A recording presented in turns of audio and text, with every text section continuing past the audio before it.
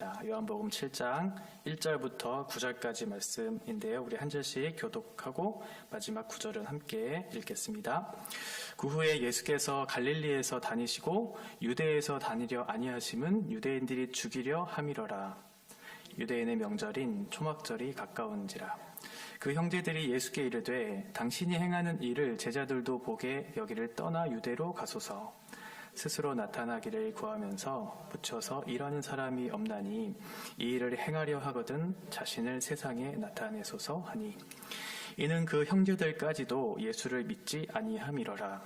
예수께서 이르시되 내 때는 아직 이르지 아니하였거니와 너희 때는 늘 준비되어 있느니라. 세상이 너희를 미워하지 아니하되 나를 미워하나니 이는 내가 세상의 일들을 악하다고 증언함이라. 너희는 명절에 올라가라. 내 때가 아직 차지 못하였으니 나는 이 명절에 아직 올라가지 아니하노라. 같이 읽겠습니다. 이 말씀을 하시고 갈릴리에 머물러 계시니라. 아멘. 네, 때가 있다라고 하는 것은 여러 가지 의미로 해석해 볼 수 있겠지만, 우리 그리스도인들에게 있어서 때가 있다는 것은 아마도 우리의 인생이 하나님의 주권 안에 있다, 하나님의 손 안에 있다라는 그런 것으로 해석할 수 있을 것 같습니다. 때가 있다라고 하는 말이 어떠한 측면에서는 우리들에게 있어서 긍정적인 의미에서 때가 있다는 것으로 받아들일 수 있을 것 같아요. 하나님의 주권을 인정하고 하나님께서 그 때가 되면 반드시 이루실 것이니까 라고 하는 그런 신뢰의 마음이 들 수도 있고요. 또 한편으로는 인간 편에서는 그 때가 하나님의 손 안에 있고 하나님의 때에 이루어질 것이니까 우리가 아무리 그 때를 얻기 위한 노력을 한다 할지라도 그 때는 나에게 오지 않을 거야 라고 하는 그런 낙심의 마음, 그런 생각들이 들 때도 있을 거예요. 그런데 어떠한 상황을 우리가 어떻게 판단하느냐에 따라서, 또 그것들을 받아들이느냐에 따라서 결과들은 다 달라질 수 있겠죠. 어떠한 것은 후회로, 또 아쉬움으로 그렇게 결과를 맺는 것도 있겠고, 어떠한 것은 열심으로, 기쁨으로 성취되는 것으로 그 결과를 맞이하는 것들도 있을 거예요. 요한복음에 보면 여러 가지 때에 대한 주제들이 계속 반복해서 나온다는 걸 우리가 발견할 수 있을 겁니다. 그 때라고 하는 것이 예수님의 때라고 하는 건데, 그런데 사람들이 생각하는 때와 예수님이 생각하는 때는 어느 정도 차이가 좀 있었던 것 같아요. 예수님이 사람들에게 나타냈던 여러 가지 표적들이 있었잖아요. 그것들을 보면서 많은 사람들이 와, 저 사람을 통해서 우리가 무언가를 얻을 수 있겠구나라고 하는 그런 마음의 어떤 소망들이 막 생겨났던 것 같아요. 그래서 예수님께 요구를 하기 시작해요. 예수님, 우리에게 필요한 것들을 줄 수 있는 당신의 능력을 나는 보았습니다. 우리의 왕이 좀 되어주시면 안 되겠습니까? 라고 그렇게 이야기하죠. 이 앞장에 보면 우리가 오병이어의 사건을 봤잖아요. 오병이어의 사건이 일어난 이후에 사람들이 예수님을 자신들의 임금으로 삼으려고 시도했다는 표현이 나옵니다. 6장 15절에 그런 표현이 나오는데, 그러니까 그것을 보면서, 그 표적을 보면서 예수님의 능력을 본 거예요. 그리고 예수님을 통해서 자신들이 원하는 것을 얻을 수 있다고 생각했던 거죠. 그래서 자신들의 왕으로 삼아서 자신들의 삶이 조금 더 윤택해질 수 있는 그런 사람으로 모셔오기를 바라는 마음들이 있었던 거예요. 그런데 예수님께서 그 말이 조금 부담스러우셨는지, 아니면 그 말 자체가 조금 마음에 들지 않으셨는지 그 말을 무시하고 홀로 산으로 떠나가시는 장면이 이제 나옵니다. 요한복음에서는 예수님이 엄청난 그런 사건들, 6장까지 엄청난 사건들이 일으키는 모습들을 보여주셔요. 그리고 하나님의 말씀을 아주 잘 가르치시고, 그런 모습들을 보면서 많은 사람들이 예수님을 보면서 열광을 하기 시작하죠. 분명 그 예수님의 모습을 보면서 많은 사람들이 예수님을 따르려고 했고, 실제로 많은 사람들이 예수님을 따르는 무리들이 많이 일어났어요. 아마도 예수님을 통해서 얻고자 하는 무엇인가 있었기 때문에 그렇게 따르려고 했던 것이겠죠. 그리고 실제로 예수님은 무엇인가를 줄 수 있는 분이시기도 했어요. 그런데 사람들이 원하는 그 것과 예수님이 주려고 하는 것이 조금 차이가 있었던 거죠. 예수님은 6장 마지막 이 하반절을 쭉 설명하시면서 내가 이 땅에 온 이유에 대해서 설명을 하고 계시는데, 내가 이 땅에 온 이유는 너희에게 영원한 생명을 주시기 위해 이 땅에 왔다는 것을 선언하세요. 자신을 생명의 떡이라고 그렇게 말씀하면서 나의 몸을 먹어야 한다. 나의 피를 마셔야 한다. 그래야 너희들이 영원한 생명을 얻을 수 있다. 내가 너희를 다시 살릴 수 있을 것이다. 라는 그런 설명을 하시죠. 영생에 관련된 부분들을 설명을 하시거든요. 그리고 나서 사람들의 반응이 그 전과 후로 조금 달라지는 것들을 보게 돼요. 6장 66절에 보면 그때부터, 그러니까 예수님이 영원한 생명을 주시겠다고 말씀한 이후에 이제 사람들의 반응인데요. 그때부터 그의 제자 중에서 많은 사람이 떠나가고 다시 그와 함께 다니지 아니하더라. 예수께서 12 제자에게 이르시되 너희도 가려느냐라고 그렇게 설명을 하고 있어요. 요한복음이 6장까지 예수님의 표적들에 대해서, 그 능력들에 대해서, 가르침에 대해서 설명을 하고 많은 사람들이 예수님을 따르고 있는 모습들이 보이는데, 7장에 들어와서는 예수님을 따랐던 수많은 사람들이 예수님을 떠나는 모습들이 나타나고 예수님을 대적하는 모습들이 본격적으로 나타나는 그런 장이 이제 시작이 됩니다. 우리가 오늘 읽었던 7장 1절부터 9절까지에 보면 사람들의 반응이 나오는데요. 첫 번째 반응을 보시면 1절에 유대인이 예수님을 죽이려는 그런 반응이 나타나죠. 그리고 또 하나는 5절에 보면 가족들이, 형제들이 예수님을 믿지 않았다라는 그런 표현이 나와요. 그러니까 6장 하반절부터 지금 7장 처음 이 부분까지 예수님에 대한 반응을 세 가지로 좀 요약해 본다면, 첫 번째는 예수님을 떠나는 사람들이 이제 막 나타나기 시작했고요. 두 번째는 예수님을 죽이려고 하는 사람들이 나타나고, 마지막 세 번째는 예수님을 믿지 않는 그런 사람들이 나타나기 시작했다라고 하는 거죠. 1절에서 예수님께서는 갈릴리에서 떠나시고 유대에서 떠나려 아니했다라는 그런 표현들이 나와요. 예수님이 주로 갈릴리 북부 지방에서 이제 사역을 하셨는데, 가난하고 병들고 소외된 사람들이 많이 있었기 때문에 그 지역에서 그들을 고치시고 그들과 함께 더불어서 사시면서 그들을 치유하시는 그런 사역들을 많이 하셨죠. 그런데 유대인들이 있는, 더 많은 유대인들이 있는 예루살렘으로 내려가지 아니했다라는 그런 표현이 나오는데, 왜냐하면 예루살렘에는 유대 지도자들이 많이 있었거든요. 그들과 어울려서 물론 그들에게도 복음을 전해야 되겠지만, 예수님이 예루살렘으로 내려가지 않았던 실제적인 이유는 많은 유대인들이 예루살렘에서 예수님을 죽이려고 했기 때문에 이렇게 기록하고 있다. 1절에 보시면 그렇게 기록하고 있죠. 예수님을 죽이려고 하는 많은 사람들이 있었어요. 물론 그것도 예수님이 예루살렘으로 내려가지 않은 이유가 되기도 했지만, 사실은 그게 정확히는 예수님이 예루살렘으로 내려가지 않은 이유는 아직 하나님의 때가 오지 않았기 때문에 내려가지 않으셨던 거거든요. 아직 하나님의 때가 오지 않았던 거예요. 그래서 예루살렘으로, 유대로 내려가지 않겠다라고 그렇게 생각을 갖고 있었는데, 예수님 주변에 있었던 사람들, 특별히 가족들의 생각은 조금 달랐어요. 왜 예수님이 내려가지 않으시지? 라고 생각을 했던 거죠.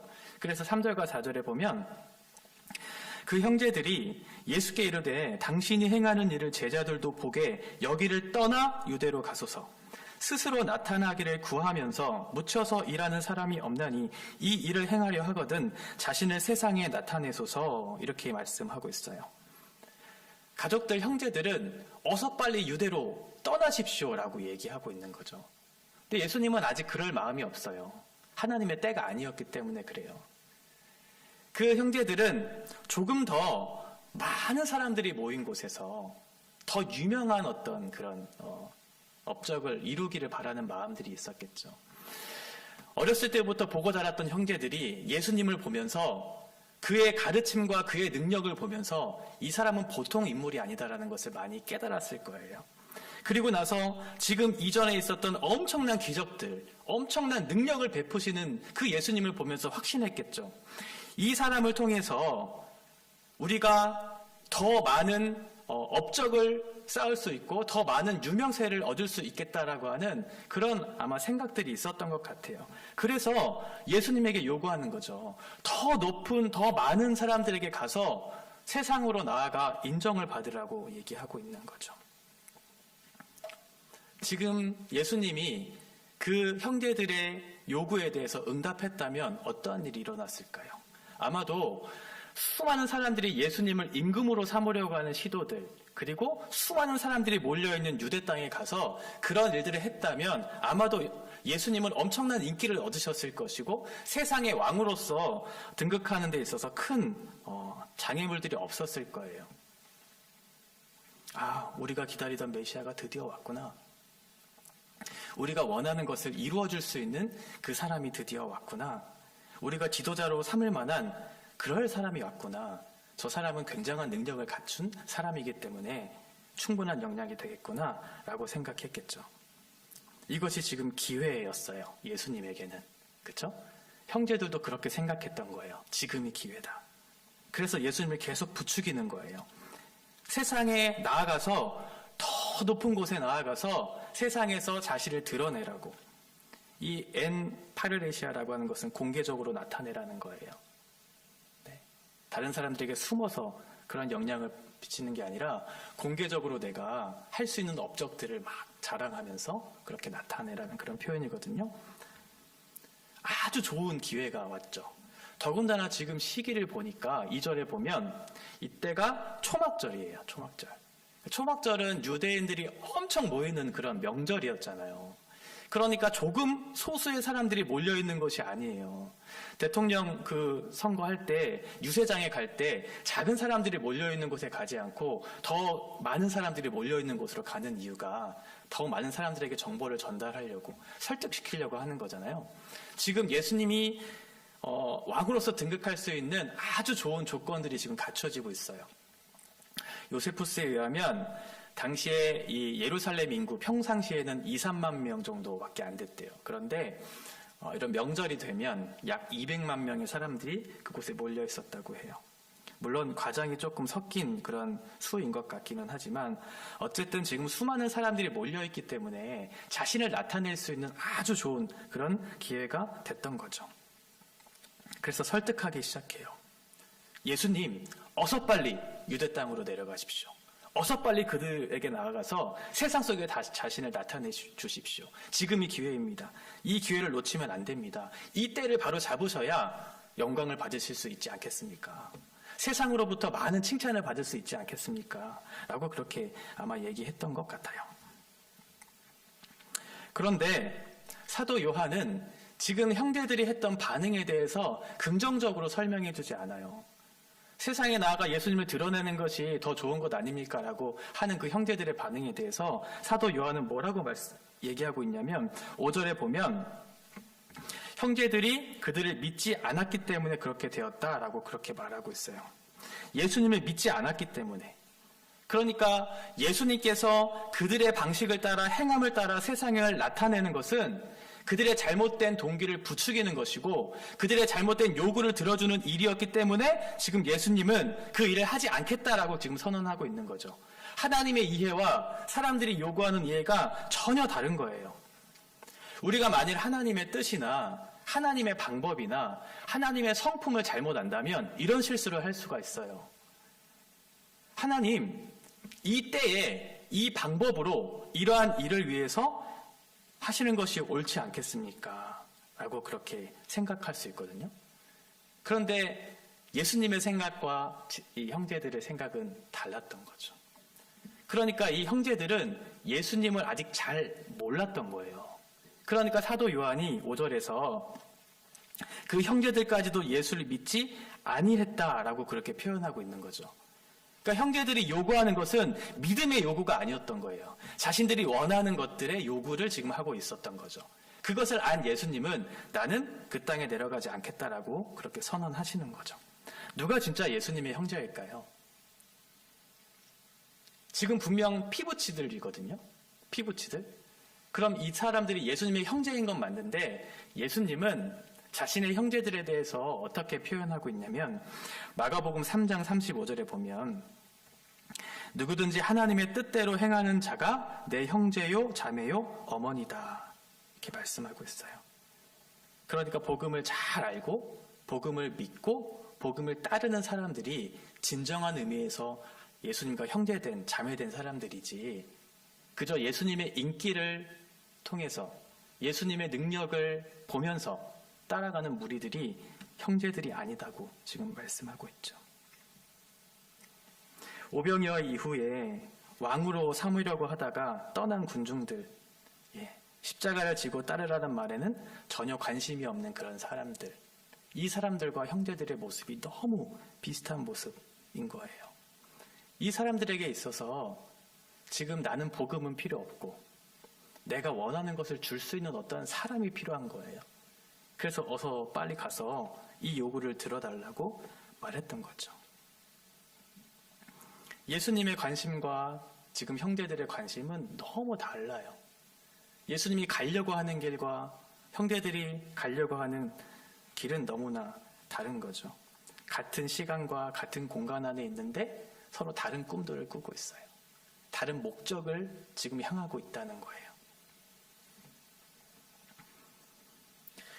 자기네들이 원하지 않으면, 그리고 자기네들이 원하는 것을 받아서 해결해주지 않으면 예수님이 싫어졌다고, 예수님을 떠난다고 그렇게 얘기할 사람들이에요. 언제든지 그럴 사람들이죠. 6장에 보면 이미 많은 사람들이 그러한 일들을 하고 있잖아요. 수많은 무리들이 지금 예수님을 따랐었거든요. 그런데 그 기적과 표적을 보면서 따랐던 그 사람들이 내가 너에게 줄 수 있는 것이 영생이라고 얘기했었을 때는 다 예수님을 떠났던 것처럼 자신들이 원하는 것을 충족시켜주지 않은 그런 메시아라고 판단되었을 때는 언제든지 예수님을 떠날 준비가 된 그런 사람들이죠. 지금이 어느 때인데 영생이라고 하는 것을 우리들에게 주려고 하고 있습니까? 무슨 영생 타령하고 있습니까?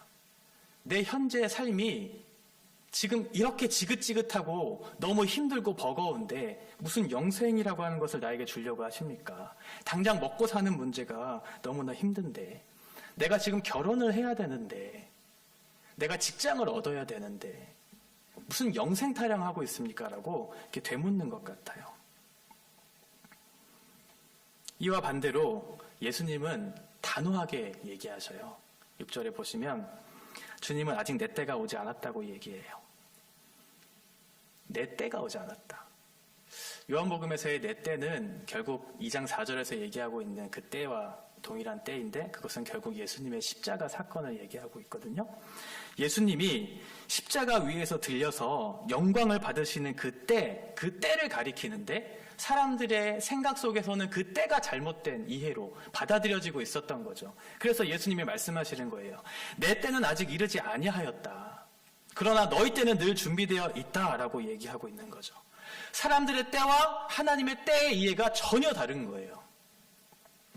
전도서 3장 1절에 보면 범사의 기한이 있고 천하 만사가 다 때가 있다, 이렇게 얘기하고 있어요. 이 때는 하나님의 주권을 이야기할 때 나타내는 그 때를 표현하는 거예요.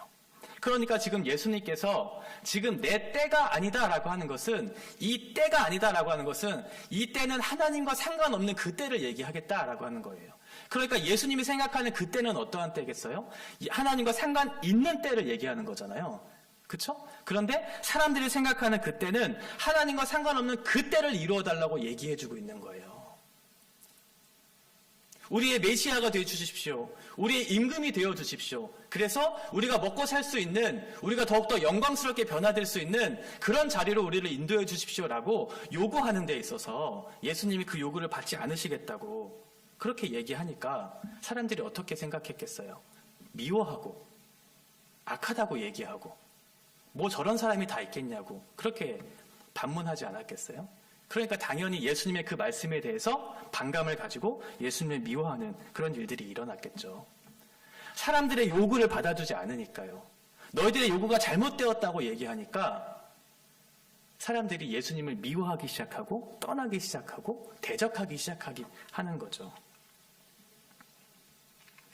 그래서 8절에 보면 그러므로 너희는 너희 때에 올라가라. 네, 나는 아직 안 가겠다. 너희 때에 올라가라. 너희는 올라가라. 그러나 나는 가지 않겠다라고 하는 거예요. 잘못된 요구에는 내가 반응하지 않겠다라고 그렇게 선언하시는 거예요. 인간들이 예수님에게 나와서 요구하는 내용들이 많이 있을 수 있어요. 그런데 우리는 우리의 요구를 예수님이 다 받아주시지 않으시는 때도 있죠. 왜냐하면 그게 잘못되었을 때. 우리의 생각이 하나님의 생각과 잘못된 것을 요구했었을 때는 하나님이 우리에게 그 말씀을 거부하세요. 그건 내 때와 달라. 그건 하나님과 상관없는 일이야 라고 하면서 거부하시죠. 밀어내셔요. 나는 나의 때를 가겠다. 너희는 너의 때를 가라. 그런데 예수님이 예루살렘으로 내려가시는 것을 거부하시긴 하셨는데 사실은 예루살렘으로 가시죠. 그렇죠? 10절에 보시면 예루살렘으로 가시거든요. 그들의 요구 때문에 가신 건 아니에요. 예수님은 하나님이 예루살렘으로 보내셔서 그 십자가의 때를 맞이하도록 한다는 사실을 알고 있었기 때문에 그것을 인정하는 태도로 갔던 것이지 잘못된 요구에 의해서 가지 않으셨다는 것을 분명하게 하세요. 이것을 통해서 하나님의 때와 사람의 때가 대조되어 있다는 것을 이제 보여주고 있는 것이죠. 예수님은 십자가의 고난과 그 부활의 때를 설명하고 있었고 또 그 때를 위해서 가고 있었어요. 그런데 사람들은, 그 군중들은 전혀 다른 때를 생각하면서 그 길을 원하고 있었던 거죠. 서로 다른 꿈을 꾸고 있었던 거예요. 그래서 오늘 제목이 동상이몽이에요. 하나님이 생각했던 게 있고 하나님이 주고자 하시는 것이 있었잖아요. 가고자 하는 길이 있으셨는데 사람들은 그 생각과 길이 달랐던 거예요. 그러면 어떻게 되겠어요? 예수님이 홀로 걸어가시겠죠. 예수님이 얼마나 외로우셨을까요? 나와 같은 마음을 품고 나와 같이 그 길을 걸어갔으면 좋겠는데 나와 생각이 다르고 다른 길을 걷고자 하는 그들을 보면서 예수님이 얼마나 외로우셨겠어요. 그래서 예수님이 홀로 십자가를 지신 거잖아요. 예수님이 함께 그 길을 걷자고 그렇게 얘기를 했는데도 불구하고 가장 가까이 있었던 형제들 그리고 제자들도 나중에 다 떠나거든요. 홀로 그 길을 걷었던 거죠. 다른 생각들을 가지고 있었기 때문에 그래요. 신앙은 우리에게 묻는 것 같아요. 너의 삶의 이유와 목적이 무엇이냐? 너의 삶의 신앙에 있어서 이 신앙은 너의 삶에 있어서 어떠한 목적을 갖고 살게 하느냐 질문하는 것 같아요. 이 말은 하나님의 뜻, 하나님의 때 이것을 위해서 너는 살고 있느냐라는 질문 같아요. 그리고 이 말은 너는 예수를 믿느냐라고 말하고 있는 것 같아요. 왜냐하면 형제들이 그런 반응을 보였기 때문에 그래요. 독일에 하인리 하이네라고 하는 시인이 있었는데 이 사람이 임종 직전에 이런 말을 했대요. 굉장히 방탕하게 살았던 그런 사람이라고 하는데 이 사람이 방탕한 삶을 회고하면서 마지막 임종 직전에 보통은 자기의 잘못을 회개하고 또 이렇게 얘기했을 것 같은데 뭐라고 얘기했냐면 신은 나를 용서할 것이다. 그것이 신이 하는 일이기 때문이다 라고 하는 그런 말을 했어요. 그러니까 결국 죽을 때까지 신이라고 하는 존재는 자기를 위해 존재해야 되는 거예요. 자기가 원하는 모습으로 와야 하는 신이어야지만 내가 인정하겠다라고 하는 그 표현을 지금 마지막에 한 거예요. 내가 원하는 방식으로 오셔야 되고 내가 원하는 것을 성취해주는 분으로 오셔야지만 내가 예수를 인정하고 예수를 믿겠다라고 하는 그런 표현과 별반 다르지 않겠죠. 이게 인간의 마지막 예수님 없는 사람의 태도와 고백이라는 거예요. 저와 여러분은 어떠한 때를 알고 있고 어떠한 때를 믿고 있고 어떠한 때를 따르고 있는지 잘 생각해 보셨으면 좋겠어요. 하나님이 생각하시는 때 하나님의 시간과 하나님의 방법과 하나님의 목적과 하나님이 걸어가시고자 하시는 길 그것과 내가 생각하는 길과 생각과 방법과 목적은 어떠한 차이를 갖고 있는가? 일치를 이루고 있는가? 예수님이 함께 손을 잡고 걸어가자고 했을 때, 그 때가 주어졌을 때 나는 그것에 동의하고 예수님과 함께 걸어가기를 소망하고 있는가? 아니면 수많은 군중들과 같이 가장 가까이 있었던 형제들과 같이 예수님, 그게 대체 무슨 말입니까? 당신이 영광을 받아야 하는 그 때가 왔는데, 이 기회가 왔는데 그것을 놓치면서 다른 길을 걸어가려고 하십니까? 반문하고 있지는 않는지 좀 생각해 봤으면 좋겠어요. 하나님께서 우리에게 인생을 주신 것은 우리 안에 참 기쁨을 주시기 위해서, 행복한 삶을 살게 하시기 위해서 우리의 인생을 주신 거잖아요. 우리가 가장 행복하고 가장 기뻐할 수 있는 길은 하나님 안에서의 행복과 하나님 안에서의 기쁨이거든요.